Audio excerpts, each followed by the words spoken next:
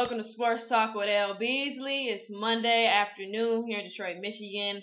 And generally Monday is kind of my day where, I kind of review, basically the weekend. What happened in college football, what happened in the NFL. But I am so frustrated with my hometown teams. How I'm able to even wear this Detroit Lions shirt right now is beyond me. But I am just so frustrated with my hometown teams as far as football, meaning Michigan Wolverines, Michigan State Spartans, Detroit Lions. I'm so fed up with them right now that I gotta vent. So today is gonna be more about venting about my Michigan hometown teams. For those who expected a recap, you're still gonna get it at the end, just a brief recap of some of the games that caught my eye and things of that nature. I'm gonna discuss Darrelle Revis' injury, torn ACL, out for the season, and I'm also gonna discuss the Monday night game tonight between the Packers and the Seahawks and give you my predictions. But let me just start venting, okay? Because the sooner I get through that, the quicker we'll get to other stuff. So as far as my Michigan teams, I'll start off with college.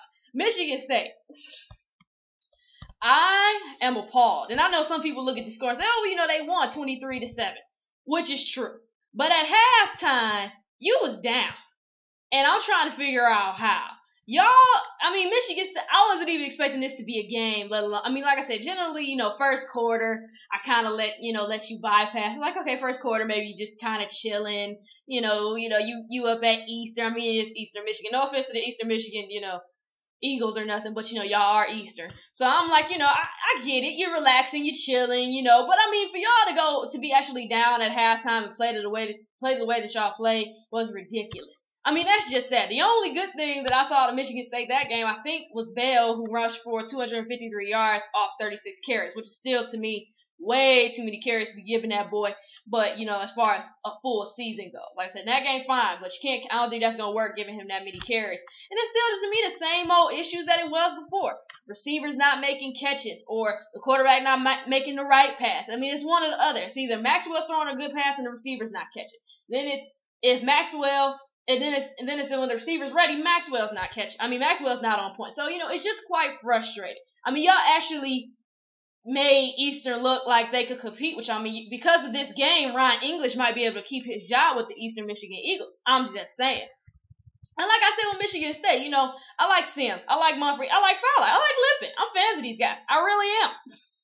But at a certain point, you got to start asking yourself, what is it that we need to do with receiving wise? You got these two young cats who I'm going to go by the name of Aaron Burbridge and DeAnthony Arnett. Maybe it's time, we did have an Aaron Burbridge site, but like I said, you can't go into Ohio State playing like this. And I don't think that Ohio State is just so much better than Michigan State. Because the only thing I've seen so far is Braxton Miller twisting people's ankles. I ain't seen him throw the ball accurately yet. So my whole thing with Michigan State is that's who you play. That's going to show me a lot. It was really frustrating. I actually had to watch this game to see what was going to happen with Michigan State, which I generally don't have to do when they play a team like Eastern Michigan.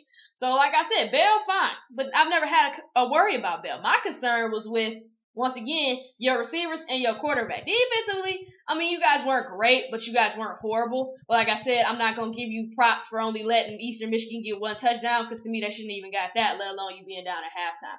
So, like I said, going in Ohio State, I need to see some consistency with this receiving crew with the quarterback. It's getting ridiculous. It really is. Like I said, if it's not Maxwell, it's the receivers. If it's not the receivers, it's Maxwell. I can't work at this. And I'm not even like a State fan, but that was just ridiculous. That was ridiculous. Like I said, for me to have to literally watch the Michigan State game all the way up till the end of the third quarter, that was ridiculous. Against Eastern. And, big shout out to Eastern. Hey, you know what? Y'all competed for the first half. You tried your best till the third quarter hit, then it was all over. But, hey, big ups to y'all. Like I said, because of that performance, Ryan English might actually keep his job. Like I said, I don't know. That was appalling. That was appalling. That's all I got to say. Moving on to my Wolverines, who I actually am a fan of. This game was so irritating to watch. This was probably the worst I might have to say this is probably the worst I've seen Darrelle Revis play. And generally with Darrelle, so many people were on Twitter saying, are you guys really surprised he's throwing picks? I'm not surprised he throws a pick. I expect him to throw a pick or two every game, sadly and unfortunately. It's just the honest to God truth. I honestly expect that boy to get an interception pretty much every week. 1 or 2 interceptions every week. But for him to throw 3 consistent interceptions in a row was ridiculous. And these were not plays where the receiver did not catch the ball. And that was really my whole thing that I kept trying to stress. I'm not I don't get mad at a pick. I get mad at any pick. But when I'm looking at a pick, I'm looking to see whose fault it was. Like I said, like I couldn't get mad at Maxwell from Michigan State when they played Boise or a couple times, or when they played teams and all the interceptions weren't his fault. Because sometimes it was just receivers not making the play. That's not his fault. But Denard, every situation where he threw an interception, it was his fault.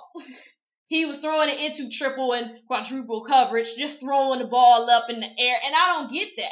I mean, like I said, if you don't have anything, run or throw the ball away. It's okay. We're not gonna get mad. Well, some people might get mad, but they don't know what they're talking about. Throw the ball away or run. That was what was very frustrating. I didn't really get that about what was going on with Denard. Quite frankly, he is the reason we lost this game. Like I said, it had a lot to do with turnovers, but it also had a lot to do with, just execution. You know what I mean? And that's on Notre Dame's side and Michigan side. Like I said, technically, Notre Dame should have been blowing us out. And that's why I said, I had to, even though Michigan's defense couldn't hold on the entire game, for the most part, they did a heck of a job. Like I said, technically, they didn't do a heck of a job. They did a good job of containing Notre Dame, but Notre Dame also contained themselves. Like I said, technically, Notre Dame should have been up like 21-27 against us, like up at least 21 points against us in the first half. Going into halftime, they should have been up big. It shouldn't even been close. Not at all. But, thanks to the defense and Notre Dame just not executing, it was a close game, which lucked out for Michigan. But like I said, I'm sick of these little comeback kid moves. And this is going towards the Michigan Wolverines and the Detroit Lions. You can't continue to think that that's always going to be there. Like I said, one thing I think Michigan is lacking when it comes to receiving, I think they really need just that big target they can throw to. I know that's what they're trying to make Devin Gardner, and I honestly believe Devin Funchess as the tight end, the freshman, can be that person. I personally prefer to see him move to receiver just because I think he's a little too small to be at tight end. But either way, I think they need that receiver. But like I said, at the end of the day, those turnovers were ridiculous. The defense played better than I expected, but those turnovers were ridiculous. Like I said, I really blame majority of that loss on Denard. Like I said, offensive line was, for the most part, 50-50. At times I felt like they protected Denard. Other times I felt like they didn't. The running game was there, but it wasn't great. But like I said, at the end of the day, Michigan, do what you do best. Like I said, Denard, run, do not force stuff. That's all I'm asking. I'm not asking for perfection because you can't give me that. Nobody can. But I'm asking for you to play smart and not force pass. If you don't have it, you don't have it. Run, throw it away. We go to the next drive, next play, whatever. That's what I need to do. People who want me to say Notre Dame is back, I'm not going to say that. I'm not going to say Notre Dame is back. You want to know why? Because quite frankly, they're winning, yeah, but you struggled against Michigan. You struggled against Michigan State. I don't care what nobody say. We ain't that sweet. We not. Like I said, we cold, don't get me wrong, but like I said, Notre Dame, y'all have some big names on y'all schedule. Y'all play Miami next. I think y'all got to play Stanford in a couple more weeks. Then you also have USC on your schedule along with Oklahoma. Those are going to be more of the games I'm going to evaluate you on. Like I said, I kind of feel like we're evenly matched, Michigan and Notre Dame. I feel like y'all got some better pieces than we do, and we have better pieces than y'all do, period. Like I said, y'all struggle to win. A win is a win. I'm never going to call you on a win. A win is a win. Unless I know you blatantly cheated, I'm never going to call you on that. A win is a win. But I'm not going to say you back until I see you play and actually beat not even a real team, just a higher caliber team. Like I said, you play Stanford. I'm expecting y'all to beat Miami. But if y'all play Stanford, depending on where Stanford is, let's see what happens at. How you guys compete against USC, if you even beat USC. Same thing that goes for Oklahoma. Those are the games that I might be able to say Notre Dame is back. But I am not going to say that right now. Michigan, just stop with the turnovers, man. Like I said, get that running game established here. But do what you do best. Run the ball, Denard, or throw it away. If you don't have it, throw it away. Please, for the love of God, throw it away. Okay. And moving on to my pro team rant, the Detroit Lions. Going back to this comeback kid crap. Once again, as I've said this consistently. I do not care how many comebacks you have. You cannot continue to do that and think that you're going to win a game. You just can't, in my opinion. Now, in this game, I felt like the Lions for the first half just, like I said, I love the fact that Michael LaSure is back, which is great. Heck, and he looked great, as I already predicted he would look great. Like I said, anybody who watched this kid in Illinois knew as soon as you got him healthy, he was going to be fine. There was never a question in my mind. And having him and Bell together is going to be huge. They're both strong runners who keep those feet moving constantly, and they have pretty good hands, too, to be running back. So that's the good thing about that, too. You can also use him, in some passing game a little bit. But my whole thing with the Lions was even that first half. I still didn't see you using Calvin the way Calvin needed to be used. Like I said, put Calvin in the slot. Why did it take all the way to the end to put Calvin in the slot? I don't understand that.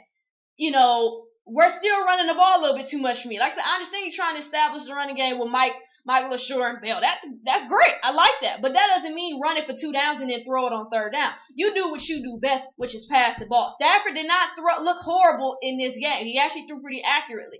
You know what I mean? He didn't have any interceptions. He only had that 1 touchdown. But it's not like Stafford was looking like the little lost puppy he's been the last couple of games. I didn't get it. Pettigrew was horrible. To a point where I really called him the softest tight end in the NFL right now, because there's no way nobody can take the ball from me now, let alone in the NFL at his size. Ain't nobody taking the ball from me. And that was huge. And like I said, for them, a lot of people were still proud because, they fought to the end and they ended up going in overtime. Sean Hill led us and all this stuff. It don't matter. The point is, it shouldn't even went this far. With Tennessee, the defense, and let me get started on defense. And this whole defense, and some people blame secondary, some people blame the defensive line. I blame everybody. That defensive line that people have been so hyped about, whether it's Detroit fans, whether it's just fans of the game, I've never been a fan of this line. When we drafted Nick Fairley, that was all the big news. Oh, they're going to have the most dominant line. First of all, to me, you can still have the most dominant line, but that don't mean nothing if the ball is in the air and your secondary can't do nothing to stop the dang on ball. I'm just a fan of that. Like I said, when it comes to this D-line, Jake Locker got all day back there. He had time to build a house, fix dinner. That was ridiculous. There was no reason Jake Locker, like I said, big shout out to Jake Locker, he played well. But like I said, low-key, I honestly believe I could have played well too if you give me all day and I feel like I'm in practice throwing the ball instead of actually in a real game. Chris Johnson was so horrible for the Titans that he actually made the Lions defense look against the run game like they actually knew what they was doing when they don't. That's how I know Chris Johnson's going through something where he just sucked right now, because for him to make us look like our defense is someone we all know it's not was ridiculous. But just on top of that, the coverage I didn't like, the secondary was horrible.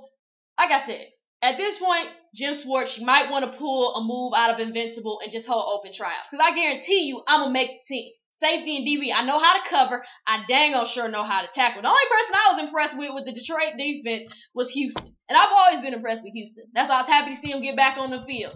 He did fine as far as coverage, as he always does. And he also made some good plays, forcing a fumble, deflecting some passes. He did great. I was very happy with Houston. Like I said, he always comes to play. But the rest of these guys, rookie Bentley, who I do like, but is really making these are rookie mistakes, but these is going down to stupidity. Non-discipline. They blew themselves up. Like I said, this game came down to no defense, no discipline, and no execution. Like I said, you cannot wait until the last minute to start playing and then think that the game is going to be okay.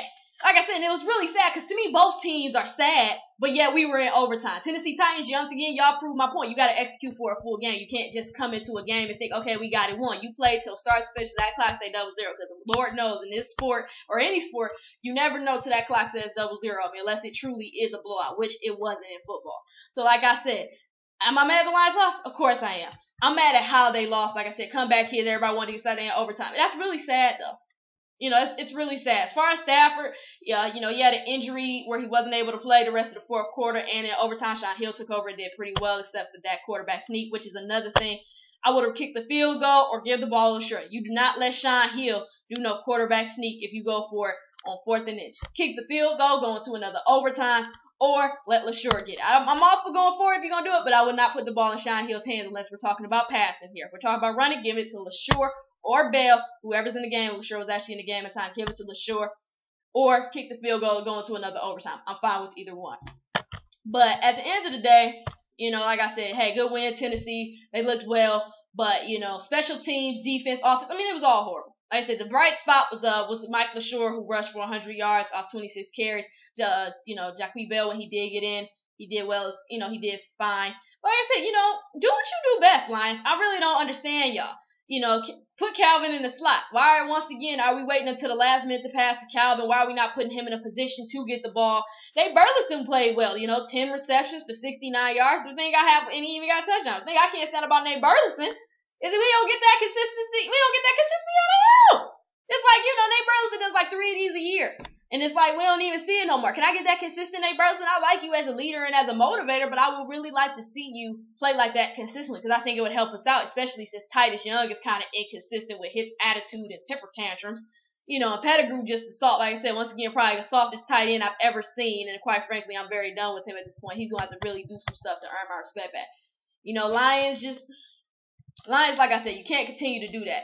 You're 1-2. That was not you 0-2 away. I mean, it's just ridiculous.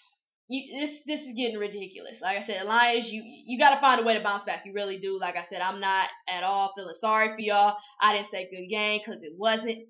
I felt like Tennessee technically should have won this game anyway. They just didn't execute to the end. And like I said, I feel like some calls and some less execution killed the Lions. And that's just what I personally feel. But you know what? You play the Vikings next. And the Vikings is riding high. Because they just beat the 49ers, which I'm about to get into my NFL scores right now. Let's see what the Lions are going to do. You 1-2. Let's see what you got, Lions. Because like I said, y'all really want to make it to the playoffs? Y'all can't continue to play like this. If y'all want to have a good season, y'all can't continue to play. Forget the playoffs. Y'all just want to continue to have a good season. Y'all cannot play like this and think that it's going to be okay. I'm just saying. Speaking of the Minnesota Vikings, as far as, them beating the 49ers, Christian Ponder and them, yeah, they look great and everything. Very proud of them, blah, blah, blah. But honestly, to me, it looked like the 49ers just came in there and just said, we playing the Vikings, so we're not even going to prepare. Smith did not look good at all. He looked like I've been complimenting Smith lately, for being accurate, for throwing accurate passes, making good decisions and stuff. And honestly, he didn't look anything like that in this game. And they didn't get Crabtree involved enough. They didn't get Davis involved enough, in my opinion. When they did, it was too late. But like I said, at the end of the day, hey, Vikings good win. Y'all came to play. Like I said, 49ers basically, to me, looked like they came in and said, you know what, we playing the Vikings, so we just not even going to game plan.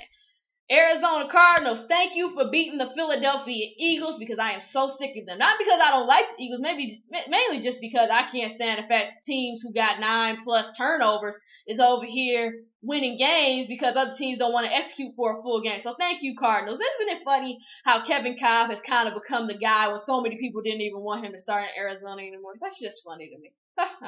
Bengals and Redskins, that was an interesting game to watch. AJ Green is really something. That's not really a surprise. He was a beast at UGA. He's a beast now. He has a good quarterback in Dalton throwing to him. Bengals look good in that game. 2-1. Redskins, it's pretty much what I already thought. Griffin is doing everything well for the most part. 221 yards passing. He had a TD, then he had 85 yards rushing and a rushing touchdown. I mean, he looked great. Just needs some more help from his offense. Similar to Andrew Luck. Andrew Luck, once again, looked pretty good in his game. Just needs some more help from his teammates. That's all that is. Patriots and Ravens. I'm going to leave that one alone for the most part. Ravens win by 1, so people feel like Patriots got cheated. My biggest statement is shout out to Torrey Smith, who shined, did his thing, 127 yards, and 2 touchdowns. Very happy for him, and sorry for the loss to his brother. How he even played that night is beyond me, but huge win for the Ravens, but even a moral victory for Torrey Smith. Big ups to him, and my prayers are with you, man. Going into these recent stuff, Darrelle Revis tore his ACL. He's out for the season. This is a crushing blow to me. This defense is already off to a slow start. They rank 21? I think 21 in yards allowed. So this is huge. I don't expect Jets to just move over, and just quit. Kyle Wilson, which was the team's first round pick in 2010, as far as I hear, he's going to step into Revis' starting role. So that's going to be the guy right now. Definitely looking forward to seeing what he can do. But, ACL, I know Ryan didn't really want to say, he's got out for the season, but he basically is. I mean, I've heard it's going to take at least 3 to 4 weeks anyway before he can even have his surgery. And because I did tear my ACL, it normally does take between 6 and 9 months before you even can get back to just activity and on the field and all that stuff. So he more than likely will be gone for the season. It's a horrible blow. I'm not even a huge fan of Darrelle Revis. But at the end of the day, I still never wish for any player to suffer any injury, especially something as significant as a torn ACL. And then lastly, just moving on to the Monday Night Football game, we got the Seahawks and we got the Packers. More or less, I'm really looking to see how the Packers are going to gel, because for those who don't know, there was some controversy going on with the Packers. First off, with Aaron Rodgers and receiver James Jones, who, I guess last week there was some blame. I guess Rodgers and him kind of got into it because he blamed James Jones for his interception because he bobbled the ball or whatever. And then I guess Rodgers apologized later, and Jones said, "Oh, it wasn't that big of a deal. We got through it. We're a family, blah blah blah." But then the controversy kept going because Jermichael Finley, agent, said on Twitter that Rodgers is a great quarterback, but he isn't a great leader, and there's a major difference. Leaders take blame and make everyone better. He doesn't. Speaking once again of Aaron Rodgers. So there's just going to be interesting to see. Like I said, it hasn't really escalated further than that. It wasn't even huge news to some. But like I said, I'm really just looking to see how they're going to gel. Because they've started off slow. Like I said, Rodgers doesn't always look like he's in sync with his receivers. Greg Jennings was out with a groin injury, which could be influential in this game if he's able to play or not. And then, as far as the Seahawks, just looking to see what they're going to do. Defensively, they caused plenty of problems for Tony Romo when they played Dallas, which was huge, but at the same time, Tony Romo to me is not all that. Not to mention, I think I could cause problems for Tony Romo, but I'm just saying, they did cause pretty much problems for them. So I'm looking to see how that's gonna go, and even Russell Wilson and Marshawn Lynch, just to see how they play. Russell Wilson, this will be a good test for him, as far as a quarterback going against a nice secondary, just a nice defense, period. So looking at that, Marshawn Lynch, what is he going to do to help his team out? But definitely looking forward to this game. I still have the Green Bay Packers winning.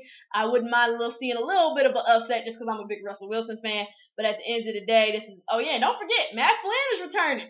Matt Flynn is first time he'll see his Packers. He's not really returning anywhere, but he's at least seeing his old Packer buddy, so it'll be interesting. Isn't it funny how you left the Packers to start and you're still a backup to a rookie? But no, I'm just playing. It'll be good to just see this game. Like I said, definitely looking to see what the quarterbacks are going to do. But I want to see the chemistry between the Packers because obviously there's controversial issues going on in their locker room possibly, but I also want to see how Russell Wilson, Marshawn Lynch, and the rest of these guys are going to respond for Seattle. They normally have a good defense that causes problems, so once again, just want to see how the Packers are going to play. Seattle's going to play, but I'm picking the Packers to win this one. That's just my personal opinion. Thank you for tuning in to this segment of Sports Talk with L-Beasley. I hope you enjoyed it. I am sorry that I did not, go over NFL as much as I did last week because I had to get that frustration off my chest. I was angry. But like I said, at the end of the day, this won't be the last time you see my face. You'll actually see me tomorrow discussing some NBA, some NFL, and some more interesting news that's going on in the world of sports. Thank you for tuning in. Be sure to go check out MoneyballSportswear.com, who is a huge supporter of Sports Talk with L-Beasley. But not only that, they have cold clothes for affordable prices. As I'm always telling you guys, go check them out. Go support them. If you want to be a guest on my show, if you have a topic you want me to discuss, be sure to let me know. All my contact information is on the end at the credits. Thank you for tuning in. I will see you guys tomorrow.